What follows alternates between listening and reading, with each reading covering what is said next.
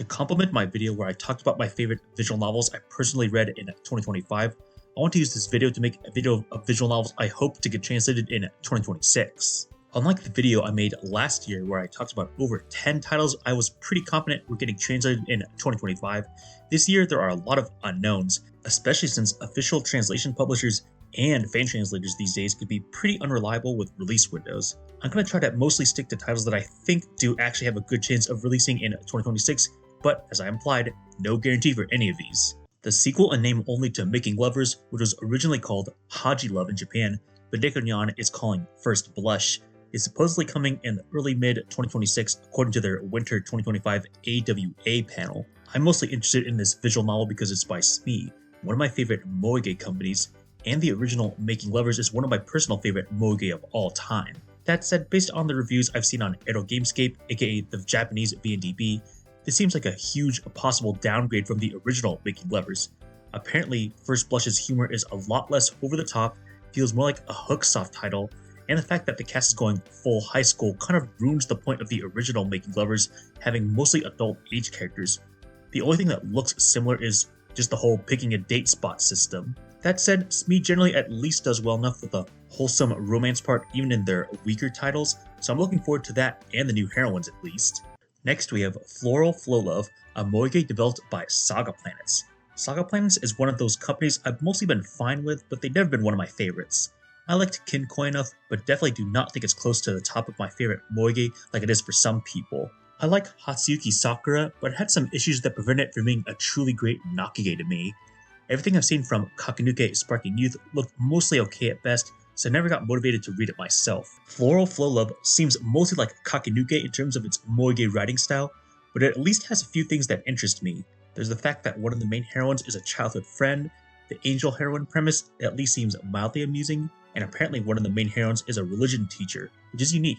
Nekonian claims this is one of the titles they are aiming to release sooner than later, so while this is a title I'm kinda on the fence about whether I actually want to read, if it comes out at a good time, I'll probably pick it up at launch. I've always been interested in the original Nitro Plus title, Phantom of Inferno. I actually watched the anime adaptation Phantom Requiem for the Phantom a long time ago, since the only option to read the visual novel in English back in the day was a DVD with a forced autoplay and no saving. I heard that Phantom Integration is the best version of the Phantom of Inferno VN, including having a new ending. As far as Phantom of Inferno's plot goes, while it is dark and serious, at least based on the anime that I watched, it does not seem to be nearly as edgy as some later Nitro Plus titles. There's a main character who is basically trained to be an assassin, and there are 3 routes with different heroines who are involved in the underworld in some way. According to VNDB, this fan translation is going to come out sometime in 2026, so I'm hoping to hold them up to that. Some people might be surprised that this entry is so low, and well, let's just say I'm not a big fan of sca-ji's works, including the beloved Tsubihime. Regardless, I'm still pretty interested in the supposedly upcoming translation of Sakura no Uta, announced by none other than the original developers Makura themselves. Sakura no Uta is consistently one of the highest rated eroge in Japan, and a lot of it is because it's written by sca-ji, who wrote Subarashiki Hibi, Wonderful Everyday, and Suino Sora. As far as what I know, while Sakura no Uta still has some of the philosophical stuff and character development that sca-ji is known for, it's apparently a lot more slice-of-life focused and less edgy compared to Tsubihime.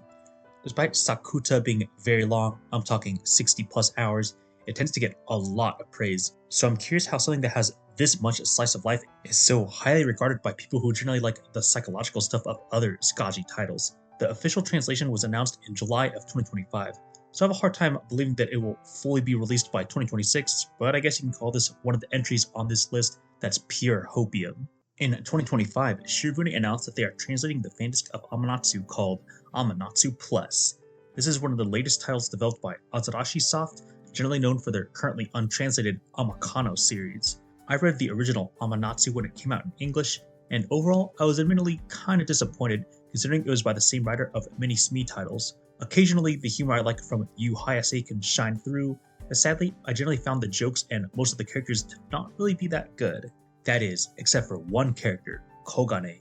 She's easily one of my favorite Genki girls in visual novels. I was afraid she was going to be one of those obnoxious ones that literally would not shut up, but if anything, it was quite the opposite. I felt like she was the only heroine that had any chemistry with the main character, though it helps that she was pretty assertive towards him from the beginning, and she has a surprisingly emotional aspect to her route. and basically having a continuation to her route is the only reason I'm even interested in Amanatsu Plus.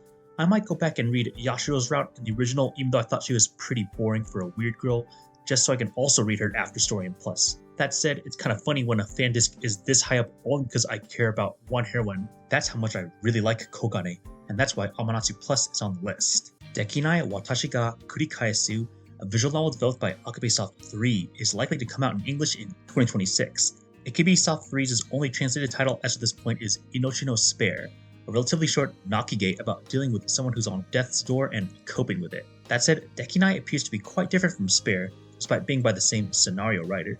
It's a much different title involving time travel, something that's always fun to deal with in visual novels, but surprisingly not done as much as you would think.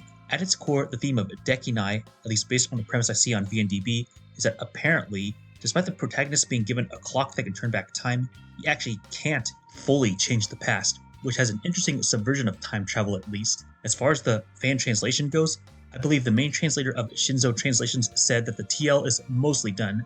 The rest is just getting stuff like editing and QA and all that. So I'm decently confident it comes out in 2026, but we'll see. Nekonian announced that they were translating 4 Hooksoft visual novels at their AWA panel in December 2025.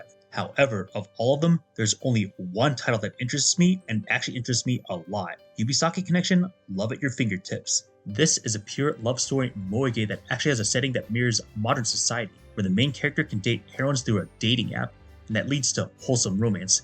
The true ideal of using dating apps, when clearly that's far from true in a real society. This causes the main protagonist and most of the main heroines to actually be adult age, something still rare in the genre for some reason, and thankfully I heard the writing was actually surprisingly solid for a moege slice of life title, getting pretty decently high ratings. That said, considering Nekonion just announced this title, this is one that I'm on pure hopium for that gets translated by the end of 2026. I don't believe they announced a single release window for any of their new titles at AWA, and given their slow progress recently, I have a feeling this won't be one they prioritize, especially since it was only their second title announced after Koyama. Sekai Project previously announced that they are translating Purple Software's newest title, Nandomeka no Hajimemashite, though they are translating it as Nice to Meet You Again, according to their website's project status page. Purple Soft has become one of, if not my #1 favorite visual novel developer, especially in the modern times, because of their willingness to have unique settings and generally do pretty well on their characters and drama. Nandomeka's story is apparently a one-heroine linear story that's not even more than 10 hours, but it seems to have pretty high ratings. It involves a contemporary fantasy story where the main character somehow travels back in time about 13 years with a chance to possibly rewrite his mundane adult life, but there's also this super thick girl he doesn't recognize that is the main heroine. Nice to Meet You Again was written by Kasa Sakaki, who wrote the original Kenkoi Golden Loverish by Saga Planets and the Sujiro series by Minato Carnival, 2 VN series that I like well enough, so I have a feeling that I'll at least like Nice to Meet You Again, especially if it's got that typical unique purple soft flair. The one non-sequel fan disc VN I've been waiting for almost a few years now is Ready or Not, The Deadline is Coming, where the original Japanese title was shorthand being called N-King. This is one of the few visual novels about making visual novels that I'm aware of that actually has a story. The other one was Sosaku Kanojo no Renai Koshiki, which got a translation by Shinzo Translations in 2025. While Sosaku was more about a slice-of-life melodrama about the characters' passions about making visual novels, apparently Ready or Not is more about the technical side of making visual novels. The main characters actually own a visual novel company together and are mostly actually adult age. This contrasts the cast in Sosaku Kanojo with characters that somehow made popular visual novels when they weren't even out of high school yet. I'm admittedly not expecting the best romance writing in N-King. I mostly just want something comfy with what appears to be nice-looking adult-age heroines, along with learning about the visual novel making industry a bit. Nekonian at the AWA panel in December 2025 claimed they are currently working on getting the title on Steam. If they have issues, then sadly I could see Ready or Not probably get pushed past 2026, but hopefully they don't have issues with the Steam release.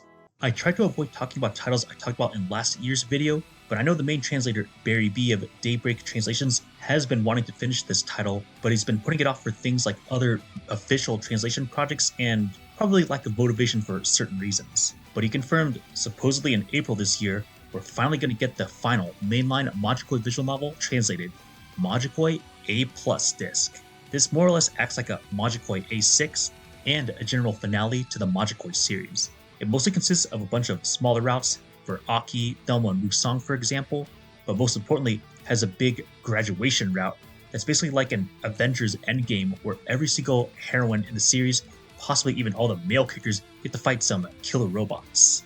Considering how much I like the Majikoi series, I'm going to assume at a very minimum I will like this finale even if the non-graduation routes are just okay at best. I'm also mildly looking forward to the closest thing I'm getting to Torako getting a route, which is sadly just an H scene. I'm still salty she never got a full route when so many other characters did. And that wraps up my top 10 visual novels I'm anticipating and looking forward to getting a translation released in 2026. Or rather, I hope they do, because as I said at the beginning, no guarantees for any of them. I was admittedly kind of scared I wouldn't have enough VNs to look forward to for this type of video, but thankfully there were just enough, 10 that I would like to pick up possibly when they come out at launch and start reading right away. What are your thoughts on the 10 VNs I'm most anticipating, and what visual novels are you looking forward to releasing in 2026? Feel free to leave a comment below.